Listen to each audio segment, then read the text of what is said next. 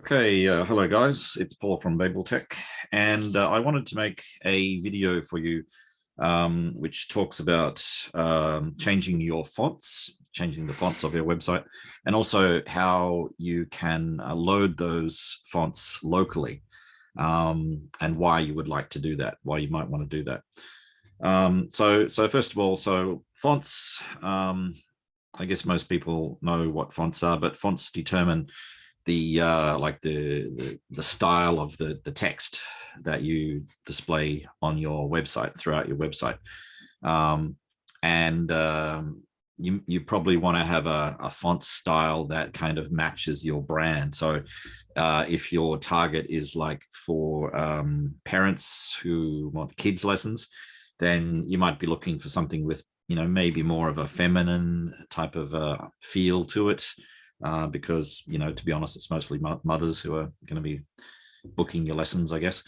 Or you might want something with with kind of like a playful, like, something that would be related to the kids market.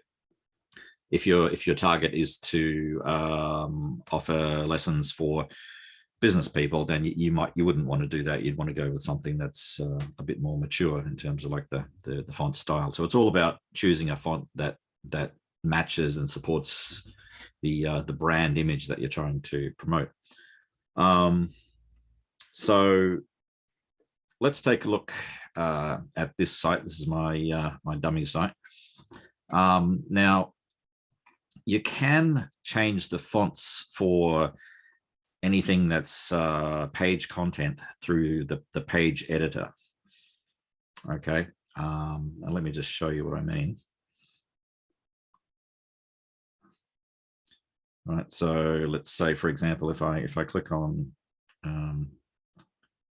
if I click on this block here, this is a text editor block. So you can see here on the style tab, it's got typography and then font. And if I pull that down, so it's currently set to a font family of default. Okay. So as I said, you can change that directly through the page editor, and you can see all of the Google fonts to select from here. So all of these are fonts which are hosted by Google in their font library. Now you can do it through here, but you don't want to. I think that very rare cases you would want to do it through the page editor. And the reason is because if you do it once, then you're going to need to do that for every like page element on your site. You're going to have to set the font, and eventually you might forget to do it, and the fonts become sort of inconsistent, and it just doesn't really look professional. What you want to do is, instead of using the page editor, just discard that. Come over here to customize.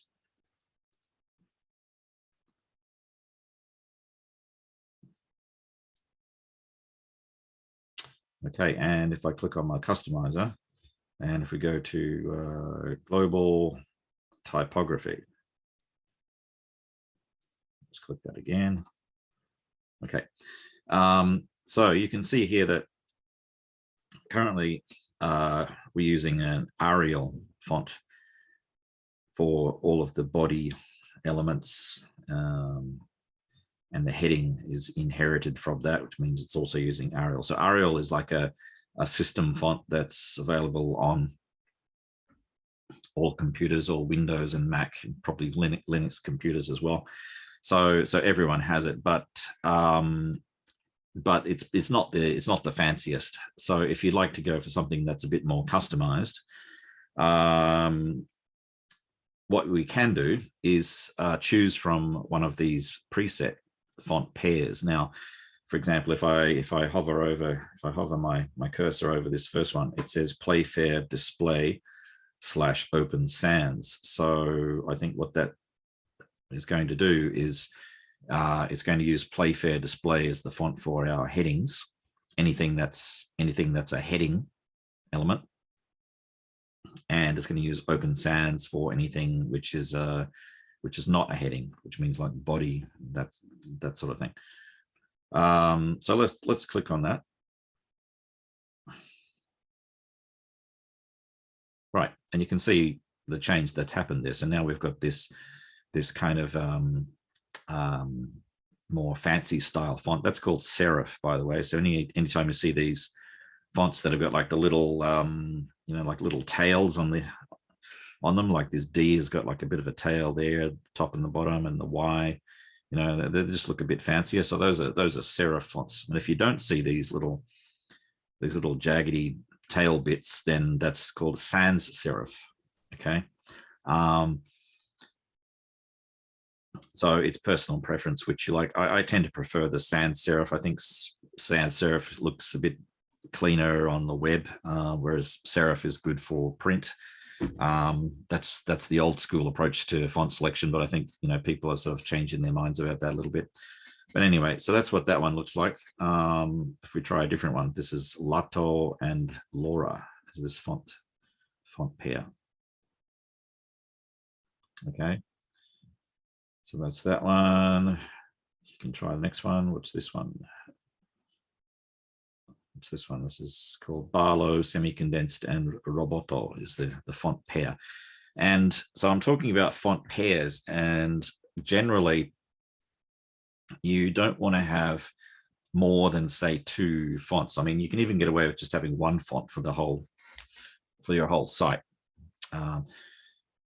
So it's common to have maybe 2 fonts, a font pairing. So 1 font, say, for your headings, and 1 font for everything else.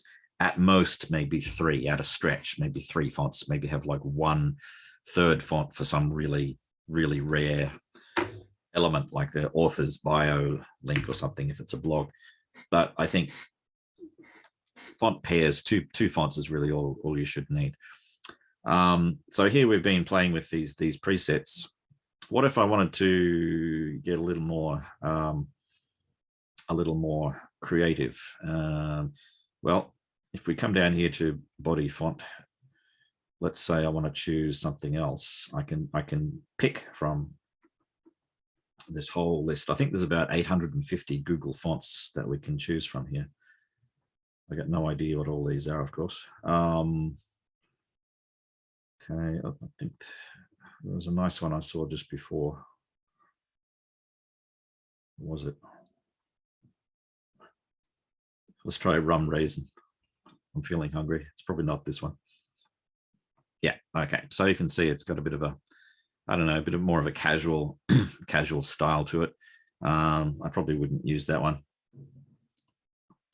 Let's go back to, I don't know, let's go back to Rubik. But as you can see there, you can play around with this and choose the fonts that you want to use. And I'm going to hit publish. That's published. And hop out of that. Okay, and so you can see that I've updated now the fonts on this website. There is a Chrome extension, which I highly recommend. It's called What Font. And unfortunately, you can't see it on my screen here because the icon for it is black on a black background, which doesn't help. But if I click here, yeah, it's the fonts. The Chrome extension name is What Font. Just do a Google search for Chrome extension What Font, and you can install it on your font. You can install it on your Chrome browser. And what it will let you do is, as I scroll over the page here, you can see that it tells me what each of these what font each of these is using. So you can see here, this is using the Barlow Semi-Condensed, and this is using Rubik. Okay, and so that's just a good way of just checking that that your pages are using the fonts that you selected. So I'm going to exit that.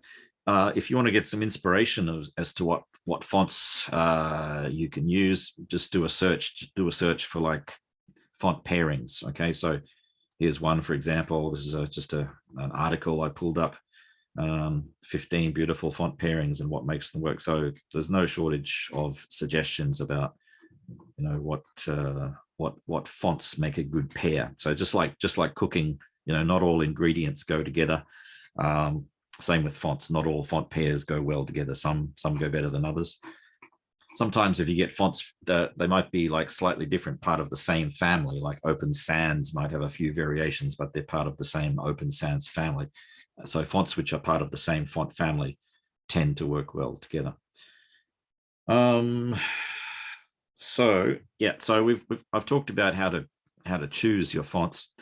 Now, if you're going to have your site visible to people in mainland China, there are some things that we have to consider there for the Great Firewall. So the Great Firewall of China, it blocks certain types of internet content, and generally that means anything from Google and other companies, but it tends to block anything that's from Google. So that means that if you're using Google fonts on your site, that's going to be a problem. It can cause like slow performance or maybe just not render at all.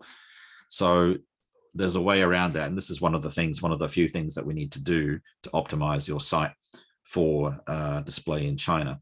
So we need to load these fonts not from Google itself, but we need to download these fonts and load them locally from your website. And we only have to do that once. So the way to do that is if I come over to my customizer again.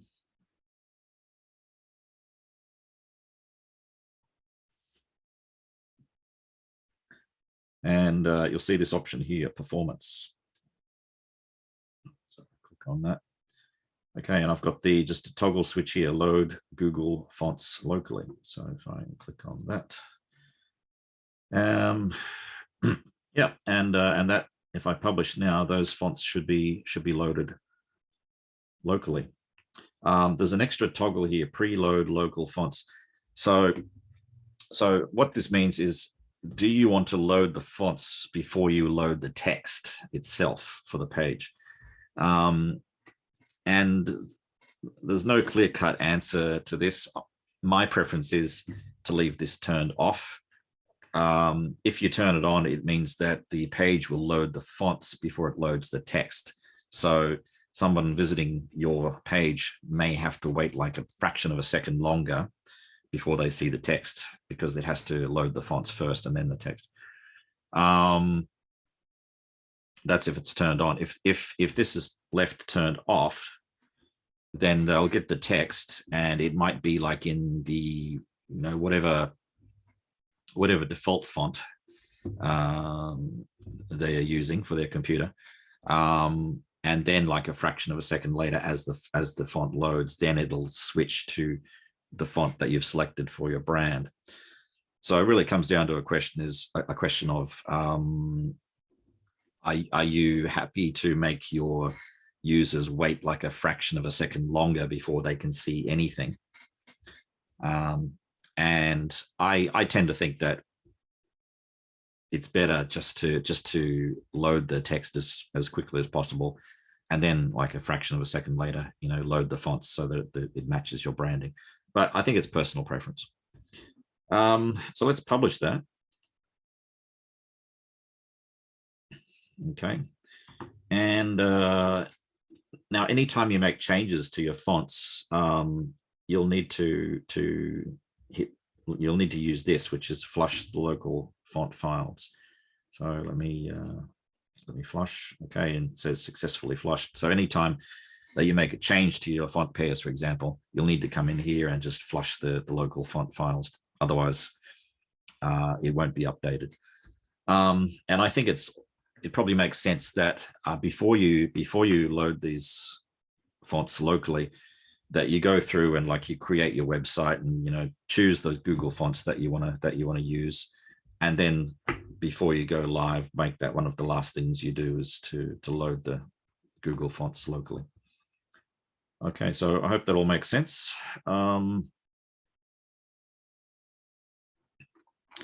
Yeah, so that was how to change your fonts and how to load fonts locally. So thanks for listening.